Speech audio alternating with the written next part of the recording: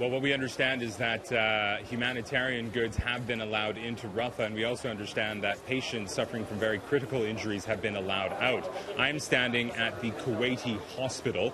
This is a pediatric hospital. It only has about 15 beds, but in the last 24 hours, it's received 300 patients, many suffering from multiple and serious injuries. In fact, I'm just going to show you something here. I'm just going to direct my camera into this tent, which is sort of in the parking lot. What you're seeing here is doctors and other medical workers preparing for the worst. Again, as I was saying, this is the car park of this hospital, but as you can see, they're sitting here waiting to deal with patients. They believe that they may see violence again soon, and this is effectively where a number of these, as I've been saying, around 300 very critically injured people have been coming since, again, in the last 24 hours. And again, we'll just give you a sense of just the scene here. It's effectively, I'm just going to actually have my cameraman just sort of show you the medical supplies that they have there. As you can see, there's not a lot of medical supplies here. They're running extremely low. And if we see the kind of violence here again in Rafah, I'm not sure how these people are going to cope. I'm not sure how these medical personnel are going to cope. Again, as we've been saying, in a period of 24 hours, over 300 people came here for treatment. Indeed, and we've been talking earlier about the UN school in Rafah, which was hit, which may have been hit in an Israeli strike. But the fact remains that, that was a place where thousands of people were taking shelter because they hoped that they would be safe there. There doesn't seem to be anywhere safe in Gaza right now.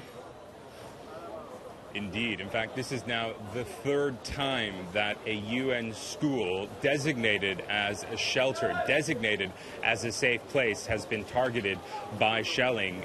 Here in Rafah, 10 people died a few days ago in Jabalia, which is the largest refugee camp here in Gaza, home to around 100,000 people. A school sheltering over 3,000 people.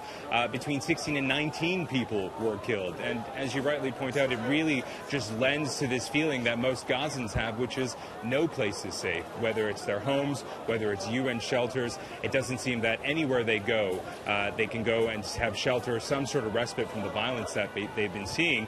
And as we've been seeing, or rather as we've been saying, that death toll just seems to be getting higher. And Imtiaz, I know that you were in Beit Lahia earlier this morning. Some suggestion that the Israeli operation is pulling back out of some areas, Beit Lahia being one of them.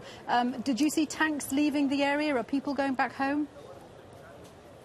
Well, it was interesting. The reason we went to Beit Lahia is because we were under the impression that people were able to finally go home after weeks of conflict. But when we got there, people told us that there were airstrikes overnight. In fact, a number of houses had been destroyed, and people who had returned this morning had decided to leave again.